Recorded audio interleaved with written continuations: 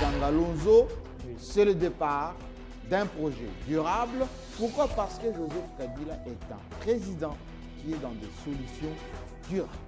Tout savoir sur qui fait quoi, la face cachée de l'actualité nationale, panafricaine et internationale.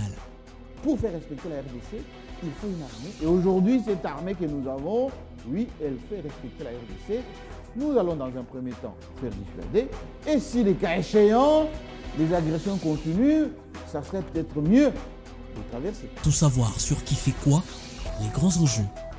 Décrypter et comprendre les non-dits des événements, c'est dans Dessous des cartes. Beaucoup de militants quittent le PPRD pour le parti de Bahati. Oui, ça, ce sont les dessous des cartes. Il faut que le PPRD se réveille.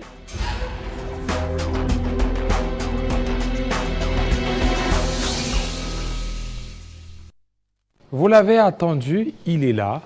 Lui, c'est Jean-Marie Kassamba, l'éditorialiste. Avec lui, on va analyser. Vous avez voulu aussi qu'il donne son point de vue. Il y a un téléspectateur, lorsqu'on a annoncé qu'on devait recevoir Jean-Marie Kassamba, il nous a fait ses tweets. Veuillez poser la question à Jean-Marie Kassamba, quelle est sa lecture?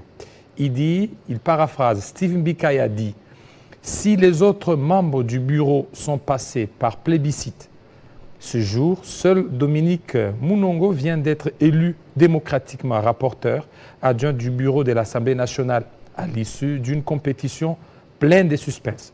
C'est ce qui aurait dû être fait à tous les postes. Hélas, Vital Kamerhe qui était passé par les primaires et Dominique Mounongo qui vient de battre démocratiquement Constant Moutamba jouissent de plus de légitimité au bureau de l'Assemblée nationale. Cette chambre basse qui tend à perdre son qualificatif de temple de la démocratie par la ruse des néo-moboutistes qui trônent à la tête de l'Union sacrée. Nous lui adressons nos sincères félicitations. Quelle est l'analyse de Jean-Marie Kassamba? Bienvenue, M. Jean-Marie Kassamba. Merci. Vous avez suivi ça, ce sont les réactions de nos téléspectateurs. Qui a écrit comme ça? Il y a un téléspectateur qui nous a envoyé, qui a pris le tweet de Steve Mbikaï. Il dit, puisque vous allez recevoir Jean-Marie Kassamba, posez lui aussi la question, qu'il fasse la lecture de ce qu'a été à l'Assemblée nationale, un plébiscite, élection ou vote. Moi, je pense que si c'est Steve Mbikaï qui a écrit comme ceci, c'est l'un des meilleurs tweets qu'il ait écrit. Pourquoi? Parce que ce qui se passe dans notre pays étonne plus d'une personne. Nous nous appelons République démocratique du Congo. Mais ce qui s'est fait n'a rien de démocratique. La démocratie veut dire quoi? La compétition et la victoire de la majorité dans le débat. C'est exactement ça la démocratie. La voix prédominante de la majorité qui respecte les minorités après avoir débattu. Depuis le FCC cash, qui est FCC majoritaire, cash minoritaire, depuis qu'on a mélangé tout ceci pour absorber la majorité, constituer une espèce de Macédoine pour faire une nouvelle majorité en foulant au pied un certain nombre de principes, ça transgressait l'essence même de la démocratie. On a organisé les élections. À un moment donné, on a imposé au niveau de la CENI quelqu'un qui ne jouissait pas de la majorité, on va dire, de voix de ceux qui devaient l'emporter. Enfin, soit on a déjà acté tout ceci, mais pour revenir dans les cas d'espèce de l'Assemblée nationale, 2 postes sont passés, on va dire, à la procédure, au processus démocratique. D'abord, Vital Kamerhe, qui s'est frotté à la primaire. Il y avait Bahati, il y avait Mbosso. Et lui, il a gagné effectivement parce que la victoire n'était pas acquise pour Vital Kamerhe. Le fait de l'avoir exposé à cette primaire était synonyme de le faire perdre, peut-être. Et pour preuve, Mbosso a eu beaucoup de voix. Et qu'est-ce qui justifie alors qu'il Et donc Vital Kamerhe était légitimement élu à la primaire pour les comptes de l'Union sacrée.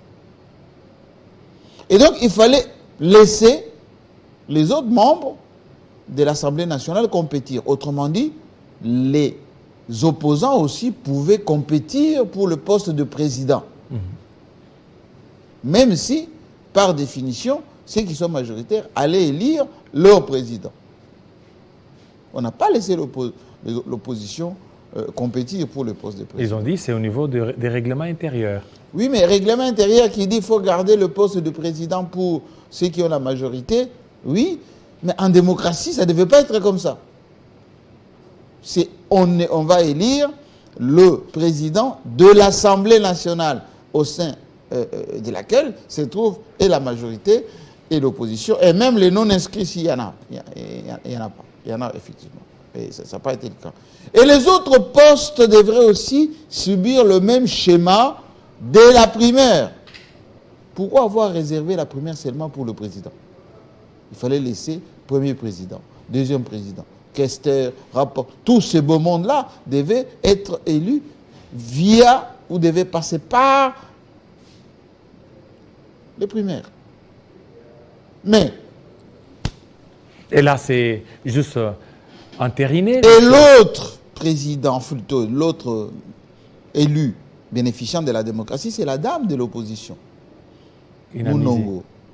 Pourquoi? Parce que le pouvoir a voulu aussi phagocyter ses postes avec encore Moutamba qui a joué un autre rôle, comme vous vous rappelez, à la présidentielle, c'était exactement la même chose.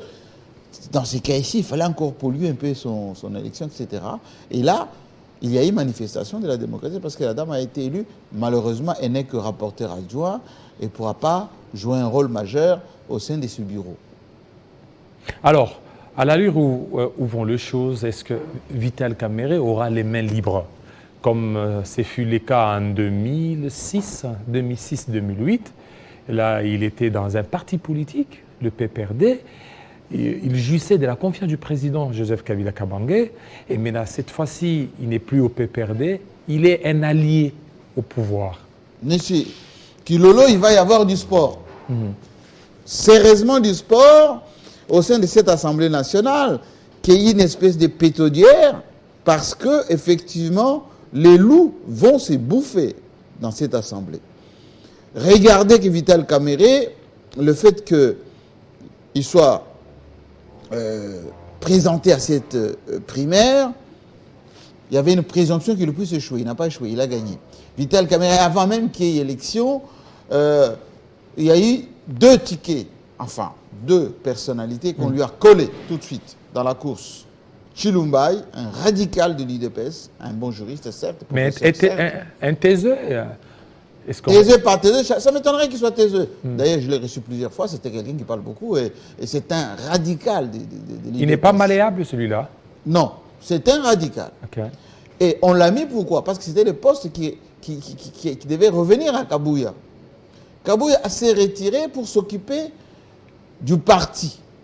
Parce que le parti, quand vous le gérez, ils ont les militants, ils ont la rue, ils ont tout ce qui peut contribuer à la défense de l'idéologie du pouvoir IDPS. Kabouya sait bien le faire. Et donc il a préféré garder le pouvoir, enfin garder le parti. Il a envoyé un radical mieux que Kabound. Kabound était là pour contrôler Mabunda. Et il est resté aussi avec Mbosso. Et on sait ce que Kabound est devenu, en ayant de l'argent et puis beaucoup plus de pouvoir. Mais on a envoyé un professeur d'université qui a un tempérament plutôt un peu retiré, mais c'est un radical qui est le véritable grand militant. C'est pour ça qu'on l'avait mis d'ailleurs pour faire la campagne de Félix Tshisekedi, parce qu'on savait que pour défendre les intérêts de l'IDPS, il n'y a pas mieux que Chilumbai. Donc on a mis Chilumbai. Mais Mbosso s'est fait important, pour ne pas dire indispensable. Il a expliqué que pour contrer Kamerhe, pour contrôler Kamerhe, pour être là où il y a les intérêts, je connais la maison, je connais les jeux et les joueurs, je connais comment ça se passe. Regardez comment j'ai fait avec l'FCC. Laissez-moi à côté de Kamerhe en tant que deuxième vice-président. Quand Chilumbai ne sera pas là, c'est moi qui pourrais présider les plénières. C'est moi, au sein de conférence des présidents, qui peut suivre les choses. C'est moi, avec un peu d'argent, qui pourrait gérer les intérêts des épubliques. Ne laissez pas Caméré, on va dire, avec un grand boulevard. Mais c'est mal connaître Caméré. Caméré avait besoin de l'onction.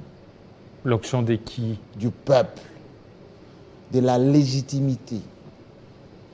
Caméré est aujourd'hui, président d'une institution, d'un corps.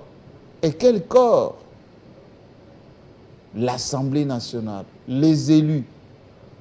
Rappelez-vous les 13 parlementaires, Tshisekedi, et les Ngalula et tous les restes. Lorsqu'ils ont voulu changer le système Mobutu, les Américains, la CIA à ce temps-là, 1978, 1978, ils ont initié la fronde au sein de l'Assemblée nationale. Les 13 parlementaires ont écrit la fameuse lettre de 52 pages en disant tous les biens, enfin tous les mal qu'ils pensaient de Mobutu, et tout est parti de là. Est-ce que ça sera faisable? Vital Kamerhe est un animal politique. Avec le FCC Cash, comment ça s'est soldé? Vital Kamerhe connaît la Constitution, connaît les pouvoirs du Parlement, connaît les contre-pouvoirs du gouvernement, qui est l'Assemblée nationale, autorité budgétaire. Vital Kamerhe connaît les jeux, les acteurs. Et à l'Assemblée nationale, il y a les moyens légaux, le budget de fonctionnement de l'Assemblée nationale. Beaucoup d'argent. Et Vital Kamerhe, c'est un homme social. Ça veut dire qu'il va intervenir pour assister les députés. Et Dieu sait combien ces gens-là sont sensibles. Il a un deuil, il assiste. Il est malade, on l'envoie se faire soigner. Il a un petit problème, Vital Kamerhe viendra le rendre visite, etc. Vital connaît tout ça. Ce qui n'est pas un fort, malheureusement, de l'IDPS, c'est qu'on a toujours dit, il faut que l'IDPS donne, il faut que l'IDPS fasse distribuer l'argent. Ce qui n'est pas le cas. Et Vital Kamerhe sait le faire. Et Mbosso ne faisait pas ça. Mais Mbosso, il a acheté des véhicules et tout ça. Il a acheté des véhicules. Oui, mais les gens, les social des Congolais, quand vous donnez 3 000 $ à quelqu'un, 5 000 $, 1 000 $ à quelqu'un, c'est plus sensible que quand vous lui achetez un véhicule qui peut tomber en panne, etc. Et Vital Kamerhe sait faire ça. Et donc, dans le jour et mois à venir, quand il va s'installer durablement, quand il y aura les escortes, la sécurité, les fréquentations, les audiences, vous allez voir des audiences à l'Assemblée nationale. Et Vital sait en faire des audiences. Et là, l'IDPS va sortir du bois. On va dire, mais pourquoi que Chilumba il ne reçoit pas suffisamment? Pourquoi Mbosso ne participe pas au conseil de président? Mais Vital va essayer de rassurer. Il va dire non, je suis en tandem avec le président, ne vous inquiétez pas. Il y a plus de peur que de mal. C'est une prophétie que vous... Je suis en train d'expliquer ce qui risque d'arriver. Quand vous suivez les sommets, ou plutôt le générique de cette émission, en son temps, j'avais dit que Boukangalonzo était un projet de longue durée. Et les gens ont sabordé Boukangalonzo et vous connaissez la suite. Sinon, si on avait développé les Boukangalonzo partout, on aurait eu la stabilité et puis la sécurité alimentaire. Et vous aviez parlé aussi de PPRD ou les gens qui... D'abord, j'avais parlé de l'armée. En 2010, on a fait défiler ici, boulevard Triomphal, des armes qu'on fait peur à Gagame, il était là, qu'on fait peur à même c'est Denis Sassou Nguesso, le président de la sous-région. Nos armes de cette terre-là ont été bazardées. Aujourd'hui, ces armes n'existent plus, etc. On n'a plus dissuadé depuis. On pouvait traverser, dans mon générique, je l'ai dit, les Rwandais avaient eu peur en ce temps-là. J'avais prévenu le PPRD lorsque Bahati tissait sa toile. Bahati n'était pas une force politique. À l'époque, c'est les Bouchab qui étaient au secrétariat général du PPRD, etc. Beaucoup de militants quittaient le PPRD, je le disais, et on connaît la suite aujourd'hui. Et je vous le dis, Vital Kamerhe, l'hostilité qui est contre lui, ici, c'est des gens qui ont le flair, un peu comme moi, qui ont compris ce qui risque d'arriver. Vital Kamerhe, c'est un animal blessé. Il est blessé. Blessé dans sa fierté, dans sa dignité, dans son intimité. Et l'UDPS n'aime pas qu'on lui fasse l'ombrage. Il risque... Oui, c'est-à-dire qu'il y aura un petit peu de maladresse. Parce qu'il y a certains militants, qui comprennent ça un peu, hein, qui vont sortir les côtés voleurs, Vital Kamerhe voleur, machin, etc., qui vont huer un peu, mais c'est peu tard, parce que il est élu désormais président de l'Assemblée nationale. Il a mis en place une plateforme politique imposante. Et comme il va avoir maintenant des moyens financiers suffisants, les politiques congolais suivent là où il y a et l'argent et le pouvoir. Et il a et l'argent, il aura l'argent, il aura le pouvoir. Et il y aura l'influence. Et donc, l'autre aspect, toujours sur le plan des analyses, c'est le deuxième mandat et dernier, constitutionnellement, de Félix Tshisekedi. Donc, il y a guerre de dauphinat. Vital Kamerhe est un dauphin naturel de Félix Tshisekedi. Pourquoi? Un, ils se sont entendus à Nairobi qu'ils allaient alterner. Tshisekedi allait faire un mandat, lui, Vital Kamerhe, un mandat. Vital Kamerhe n'a pas fait le deuxième mandat, c'est Tshisekedi qui fait le deuxième mandat. Et donc, il a joué le fair play. Il a dit non, bon, ok, je vais attendre, il n'y a pas de souci. Cette fois-ci, constitutionnellement, ce qui était décidé à Nairobi, il faut que ça s'applique. Et ensuite, pour que ça change, pour que probablement Félix Tshisekedi envisage de faire un troisième mandat, ce qui ne serait pas très bien, ça serait qu'on change les textes. On va changer les textes via quoi? L'Assemblée nationale. L'Assemblée nationale. Et qui préside l'Assemblée nationale? Vital Kamerhe. Regardez bien, lorsque on a demandé au ministre, soit vous choisissez l'Assemblée nationale, soit vous choisissez le gouvernement, Vital Kamerhe a préféré aller à l'Assemblée nationale. Oui, parce qu'il savait que c'est là où il y a le vrai pouvoir. Il savait que si demain, moi, je suis président de l'Assemblée nationale, je vais jouer un rôle majeur. Mais il a pris des précautions de rassurer à chaque fois. Aussitôt élu au niveau de la plénière, il est parti chez Monsieur le Président, toujours ensemble, loyauté, etc. Les Chis sont comme ça. Les Chis sont doux, sont soumis, mais ça prend sa revanche au moment opportun. Sa revanche contre qui? Sa revanche contre l'histoire. Vital Kamerhe était dauphin de Joseph Kabila. Mais il a été pressé. Lorsque... En 2006. Oui, il était dauphin parce qu'il était patron du PPRD, il était à l'Assemblée nationale, enfin, comme maintenant, et il était presque numéro 2 du pays. Il était le chouchou de Joseph Kabila, Vital Kamerhe. Joseph Kabila pouvait lui donner sa montre, Joseph Kabila lui donner tout ce qu'il veut. Il était le seul que Kabila appelait tout le temps. Moi, je l'ai vécu à Bukavu en campagne électorale. Mais, comme c'est quelqu'un qui est l'entre-gens, et il y a eu des gens contre Vital Kamerhe dans l'entourage de Joseph Kabila. Là, ce n'est pas la jeunesse de Vital Kamerhe. Non, c'est-à-dire que le pouvoir parfois surchauffe. Le pouvoir joue avec le mental, etc. Et l'entourage, ça peut vous galvaniser. Vous avez l'impression que vous planez. Hein? Vous savez, un peu comme les Kabound à un moment donné. Vous planez. Il faut garder les pieds sur terre. Mais cette fois-ci, Vital Kamerhe a mûri. Il a mûri de quoi? Des expériences malheureuses. Il a fait la prison, il a eu des procès, il a eu des insultes. Il vient de subir une attaque à domicile. Il pouvait laisser sa peau. Donc, hier, on l'a vu en gilet pare-balles. Tout ceci lui a appris. La méthodologie sera différente cette fois-ci. À l'UDPS de jouer, on va dire, la grande politique. Pas la politique d'affrontement comme ça a été avec le FCC. Parce que le peuple, lui, a déjà le bilan de l'UDPS.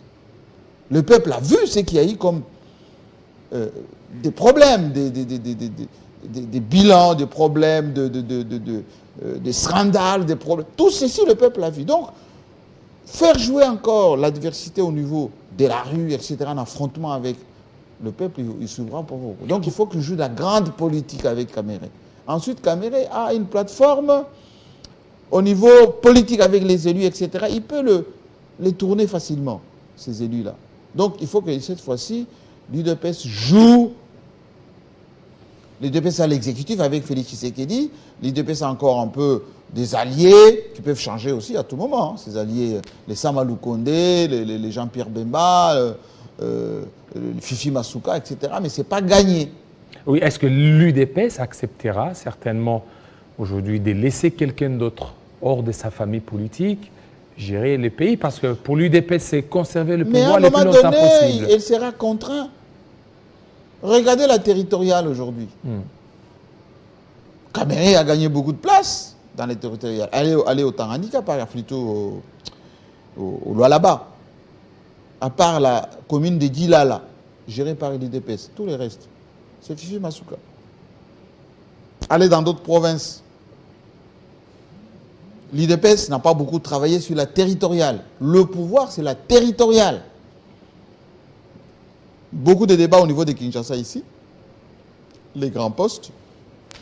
Mais quand il va venir de gérer les territoriales, ça va être compliqué. Alors, la situation de la République démocratique du Congo, Vital Kamerhe, mais il fait peur à l'UDPS. L'UDPS est en train de voir... Il ne fait pas peur à l'UDPS. Un potentiel. Il est un challenger naturel. De l'UDPS. Oui, challenger naturel. Parce que n'oubliez pas qu'au niveau des lignes sacrées, il y a Jean-Pierre Bemba qui est là, il y a lui-même Vital Kamerhe. Ce n'est pas la même chose. Jean-Pierre Bemba n'a pas un poids politique de Vital Kamerhe. D'abord au niveau des élus. Ensuite, au niveau du bagou. Le bagou de Bemba des années 2005-2006, ce n'est pas le même bagou aujourd'hui. Même dans son propre fief du Grand Équateur. Regardez les Bayendés, comment ils affrontent Jean-Pierre Bemba. Regardez la jeunesse montante, fulgurante, comme les Guy Luando, comment ça bouillonne là-bas.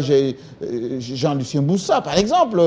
Pour Jean-Lucien Boussa, Jean-Pierre Bemba, ce n'est pas son leader. Ils co-gèrent ensemble le leadership au niveau du Grand Équateur. Ce n'est pas le même Bemba. À l'époque de Saolona, non, ce n'est plus la même chose. Et Bemba a été allié, certes, de Félix Tshisekedi pendant la campagne électorale, mais on vient de le ravir presque ce qu'il pouvait avoir. Il était presque, d'après nos câbles, énervé à la dernière réunion, où il a vu que non, on dit non, il ne faut pas politique. Donc, ce n'est plus la même chose. Alors, Samalou Kondé a fait une méga plateforme, mais c'est une espèce de pack-shot, c'est une espèce de... Voilà, c'est une alliance un peu, je dirais... Voilà. Contre nature. Non, c'est d'opportunité, on va dire. Est-ce que la révision constitutionnelle va-t-elle passer? Quand on voit Vital Kamerhe, on voit aussi le professeur Jacques Njoli, un défenseur de la Constitution, qui est d'ailleurs professeur de droit constitutionnel. Et il défend beaucoup plus les valeurs constitutionnelles. Jacques Njoli est rapporteur. Vital Kamerhe est aussi un défenseur de la Constitution. L'UDPS veut des réformes constitutionnelles. Et le président d'ailleurs l'a dit devant la diaspora, qu'il compte certainement mettre en place une commission qui devra tabler. Le grand combat, c'est cela. Le grand combat, c'est qui va oser toucher à la Constitution et de quelle manière. La révision constitutionnelle, tout le monde souhaite la révision. Il y a beaucoup d'articles qu'on peut toucher. Mais ce que les gens redoutent, c'est que dès qu'on ouvre la boîte à Pandore, on peut mettre tout là-dedans. Et les gens vont dire qu'on ne commence même pas à toucher à cette Constitution parce que dès qu'on va commencer, on va pointer que Félix Tshisekedi qui veut changer la Constitution pour un troisième mandat. On peut avoir toutes les bonnes intentions. Non, il ne faut pas y toucher. Et vous allez avoir au niveau du bureau des vrais débats. Kamerhe qui va jouer les temporisateurs, il va jouer un peu, voilà, les pacificateurs. Non. En réalité, il ne veut pas qu'on y touche pour que l'agenda 2028 fonctionne pour lui. Njoli, c'est un grand juriste, mais un rebelle par ailleurs. Njoli avait refusé de signer les procès verbal en son temps au niveau de la CENI de Ngoï Mulunda pour valider l'élection de Joseph Kabila, réélection de Joseph Kabila, en son temps. Njoli a affronté Jean-Pierre Bemba sur les idées. Moi, je le connais, Njoli. On a beaucoup vécu à Paris. Il a même quitté MLC. Il a quitté le MLC, il a son parti politique. Et donc, ce n'est pas quelqu'un, un grand juriste comme celui, un grand professeur d'université qui sera malléable, qu'on va... Non. Et puis, ce n'est pas un homme d'argent. Donc, ça va être compliqué. Et donc, l'UDPS doit jouer la grande politique de maintenant. C'est-à-dire? Mais la grande politique, ça veut dire qu'il faut travailler sur le lancement des vrais projets sociaux pour la population. La révision constitutionnelle ne fonctionne que quand la population est contente. Quand vous avez réglé dans la pyramide de Maslow les besoins primaires de la population, manger et boire, les besoins de sécurité de la population, et surtout, un tout petit peu le besoin d'accomplissement de la population. Les deux premiers, c'est important. Or, on n'est pas, les comptes n'est pas fait. On n'est pas là. Regardez ce qu'a fait Faure Gnassingbé au Togo. Mais premier besoin réglé, deuxième besoin réglé. Et puis, Faure Gnassingbé, il a l'appareil. Regardez ce que le fils d'Ebi a fait. Il a le contrôle effectif de l'appareil. Chez nous, il y a beaucoup de tâtonnements. Je ne vais pas revenir sur la dernière séquence du coup d'État ou des tentatives de coup d'État, etc. Parce que, juste un point que je peux relever par rapport à cela, je milite, moi, depuis belle lurette. Et je le dis ici, je le redis encore une fois. Donner les moyens au service de la sécurité de notre pays. Ils n'ont pas de moyens, ces services? Donner les moyens. Structurons ce service. Il y a des grands professionnels qui n'ont pas le moyen, qui ne sont pas mis à contribution. Un pays, ce sont les services de renseignement. Nos services doivent être équipés, doivent avoir des moyens financiers, doivent être mis dans des conditions logistiques nécessaires. Et on doit les écouter. C'est ce que moi je milite tous les jours. C'est ce que je dis tous les jours. On ne m'écoute pas. Et c'est triste. Et c'est triste. La première personne à protéger dans ce pays, c'est le président de la République. Parce que sur sa tête pèse la sécurité de toute une nation, de tout le monde. Et qui protège le président? C'est l'ANER, qui est le service national de renseignement. C'est la DENIAP, qui est notre service de contre-espionnage en interne et aux frontières et même à l'externe. C'est l'armée, c'est... La DGM aussi? Oui, mais la DGM qui gère les entrées, les sorties, même les mouvements au sein du pays. Tous ces gens-là doivent avoir des moyens. Imaginez, M. Zantou, monsieur, je vais y aller vous appeler Zantou, qui a fait avec moi une émission très intéressante, qui est appréciée par les gens, M. Kilolo. Qu'on prenne la moitié des lampadaires, le prix de la moitié des lampadaires. On prend ces budgets-là, on met à la disposition de la sécurité. On dit voilà, vous avez 30 millions de dollars de frais de fonctionnement. Vous savez ce qu'ils peuvent nous faire comme travail? En équipement, en moyens financiers, en logistique, ils vont nous faire... Parce que nous avons d'abord la culture du renseignement très poussée. Moi, je vois des gens qui n'ont pas de moyens, qui sont au service de la nation, qui ne dorment pas, qui se tracassent, qui cherchent l'info, sans moyens. Imaginons leur donner la moitié des lampadaires. Mais vous savez que ces gens, quand ils entendent les montants que des kidams qui vont acheter des appartements, qui vont s'occuper des femmes, qui détournent, et regardent ce qu'ils ont comme moyen de travail. Bon, ils sont résolus, déjà... ils sont résolus, M. Kilolo, au devoir de réserve. Ils ne peuvent rien dire. Puisqu'on est...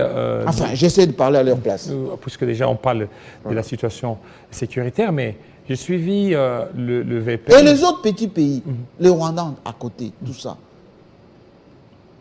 Quand ils voient que des choses comme ça, ils disent, bah, voilà, mais s'ils n'ont pas de moyens, ils vont nous surveiller comment? Moi, quand j'entends déjà parler infiltration, mais l'infiltration... Et Peter monsieur, Kazadi l'a dit qu'on est infiltré. oui, mais l'infiltration, monsieur, tout le monde est infiltré. En ce moment, vous allez aux États-Unis, les Russes infiltrent les Américains. Vous venez en France, mais regardez en Nouvelle-Calédonie. Ce sont les Chinois et les Russes qui sont en train de traumatiser les Français là-bas. Infiltration. Regardez en ce moment en Iran. Bon, vous avez parlé aux théories du complot, etc. Les Juifs se frottent les mains par rapport à la mort du président et de son ministre. Infiltration. Vous pensez que nous qui avons tout, des richesses, l'étendue, tout ça, vous pensez que les gens vont dormir pour ne pas nous infiltrer? On va toujours nous infiltrer. C'est à nous de nous organiser pour que... Mais la DBM sert à ça, justement. L'ANER sert à ça. L'identification, les filatures. Comment voulez-vous que quelqu'un des services doit filer quelqu'un s'il n'a pas C'est pas de moyens. Il n'a pas des unités dans son téléphone, il n'a pas de petits micros, il n'a pas de voitures banalisées. Il va infiltrer comment? On va acheter des informations comment? On va utiliser même des hôtels comment? On peut même utiliser les prostituées pour infiltrer les gens. Ces gens-là, il faut leur donner les moyens pour tourner.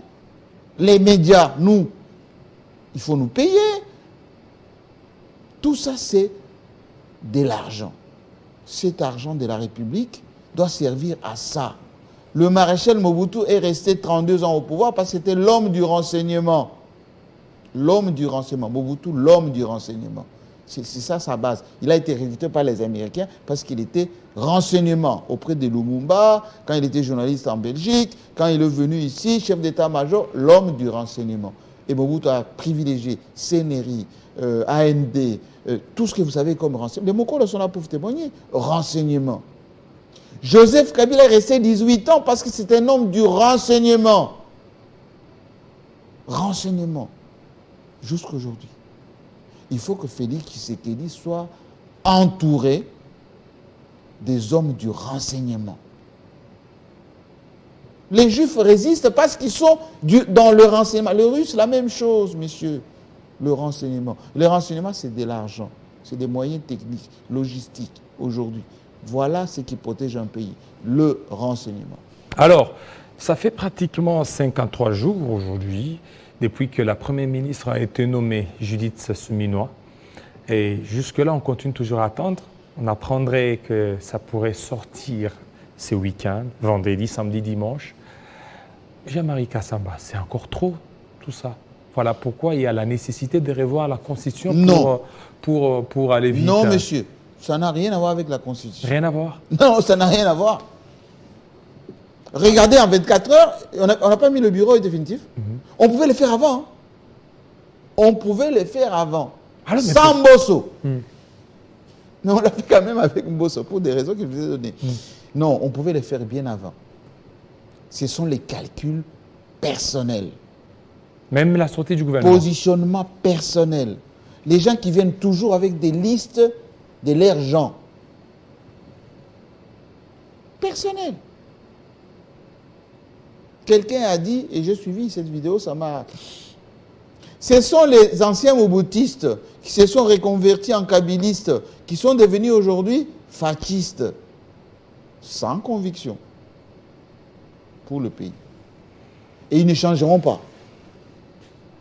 Moi, j'avais pensé qu'aux dernières élections, on allait renouveler cette classe politique. Mais les gens qui ont de l'argent, un peu de populisme... Mais quand même, au niveau de l'Assemblée nationale, il y a un renouvellement. 80%, ce sont de nouveaux qui sont arrivés. Et au bureau, vous avez quoi? Bon, au bureau, là, ce sont des anciens. Alors, Judith Suminwa...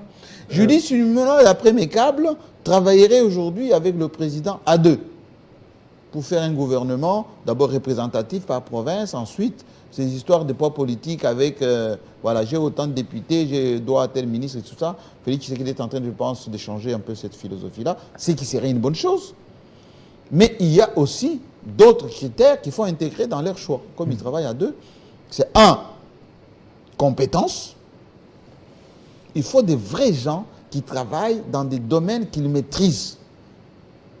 Vous ne pouvez pas nous prendre un médecin qui va faire qui sera ministre des infrastructures. Ou de l'agriculture. Ou de l'agriculture. Ou un avocat et que vous allez nous mettre ministre de la Défense. Ou prendre quelqu'un qui n'a jamais voyagé, enfin, qui n'a aucun réseau, vous le mettez ministre des Affaires étrangères, qui ne parle même pas anglais. Oui. Deuxième critère, les gens qui n'ont pas des casiers judiciaires ou qui ont des casseroles dans leur jeu baissière. Il faut que ces gens-là ne soient pas là parce que ça va énerver les gens. Aussitôt que le gouvernement a publié, vous allez voir comme les Congolais sont tellement futés maintenant, ils vont aller sur Internet, ils vont taper les passés des gens et ça va sortir les backgrounds, etc. Il faut que le président et la première ministre veillent sur ça. Tshisekedi Félix, c'est son deuxième et dernier mandat. Cette fois-ci, il n'a pas de compte à rendre aux gens. Il a fait plaisir à ses anciens amis, aux gens à qui il voulait faire plaisir. Il a déjà fait plaisir. Cette fois-ci, qu'il commence par son cabinet. Allez, raz-de-marée. Il doit changer le cabinet. Raz-de-marée. Il prend comme collège par collège. Voilà. Tac, tac, tac, tac, tac. 2. Un vrai desk-com. 3. La sécurité présidentielle. Ensuite, gouvernement. Il faut qu'il arrive à déterminer certainement au niveau du gouvernement les priorités. Il a eu les 5, les 6 domaines dont il avait parlé pendant la campagne électorale. Il faut cette fois-ci qu'il mette des ministres sectoriels qui vont travailler avec ces dames d'une manière opérationnelle. Et ça, il publie. Il met un système de contrôle en place, d'évaluation. Et il se met au travail. Voilà, merci. D'ici là, c'est 11h. 11h, c'est la Minute Info, ici chez nous. On aurait dû certainement aborder des questions internationales. J'aurais voulu les Américains avec les Chinois, avec les Russes, l'Union européenne, la Nouvelle-Calédonie, le continent africain, etc. On en parlera certainement prochainement, mais comme nous ici, on privilégie l'info, on va garder l'info. Juste un mot à ceux qui nous suivent par rapport à Radio 50. Nous avons pris des dispositions pour relancer cette radio. On l'a numérisée. Ils vont avoir suffisamment d'informations, suffisamment d'émissions, suffisamment de présence pour que la RDC soit encore une fois servie. La voix de la RDC est très importante. Vous savez qu'en ce moment, la France est en train de redimensionner ses médias à la dimension de Russia Today ou même de la BBC ou de la Voix de l'Amérique. Ils sont même en grève, la France. Ils sont en grève, oui. Et, tout ça parce que... À cause de ça. LCI... Parce qu'ils veulent mettre ensemble... Oui. Toutes ces chaînes-là. France 24, RFI, RMC, France Info, voilà. Donc, mais ils ne veulent pas ça. Ils veulent fondre tout ça en une seule structure médiatique. Voilà, c'est tout ce qu'ils veulent faire. Voilà. Merci, on va y revenir parce qu'on a suivi d'ailleurs une perturbation au niveau des RFI. Ils sont en grève. Effectivement. Alors, merci beaucoup. Donc, notre fréquence radio, 96.2 MHz. Restez branchés sur Télé 50 tout à l'heure. De l'autre côté, Mujambo Bwana. Mujambo. Jambo sana. Asante sana. Karibu mara tena katika matangazo yetu ya idhaa ya Kiswahili ya habari za mchana kati. Karibuni.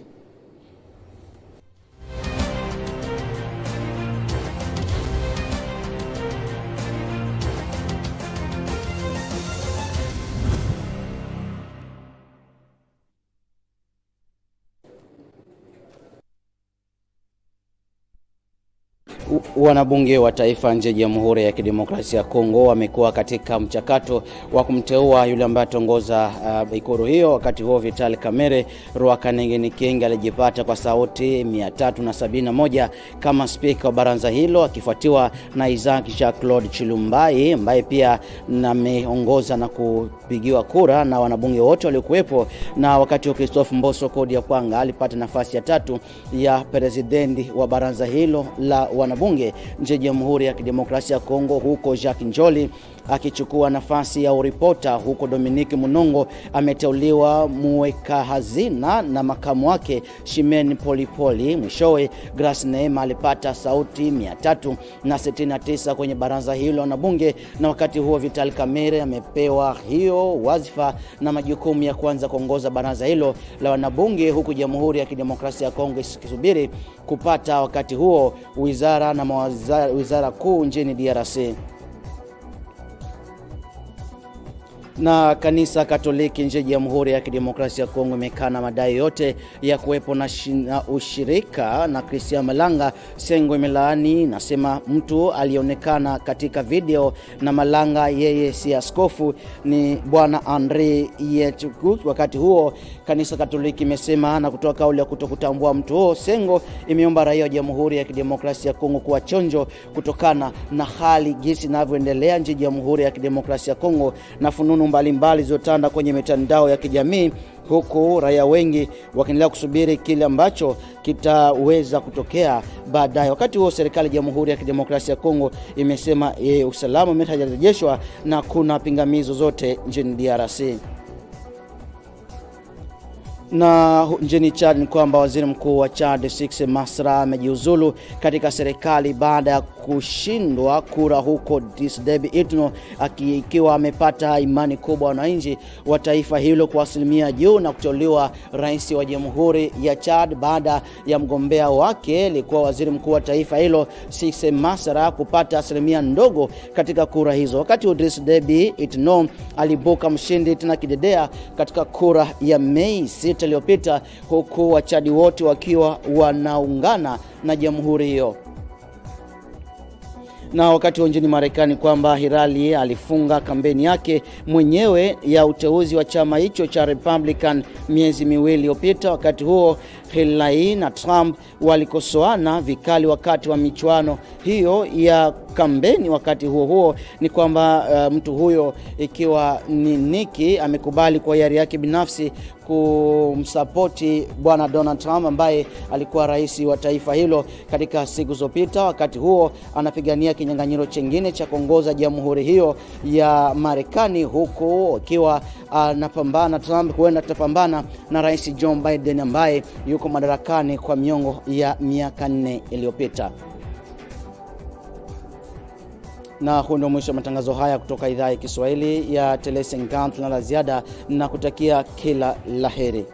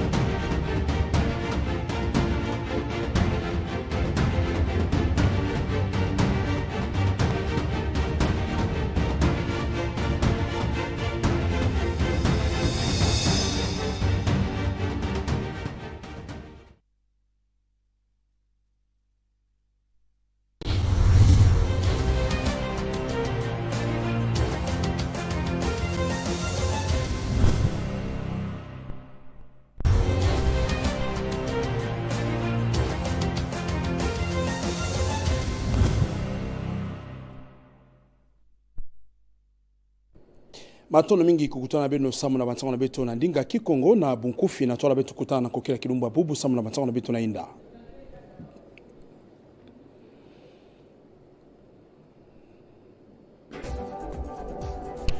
Na inzo ya Kinzonzi kuna beno fanza bati Kilumbu ya Mazono kuna bapesaka bakumbe mafumu ina keya la mvimba na tola na bao Vital Kamerhe bosi samna nina kaka batura kapi Dominique Munongo bwela jaka na mosi na vondaka Constant Mutanda yandikeri vonda mwisi katikati na mtsodolo lutaka Kilumba Mazono na inzo ya Kinzonzi.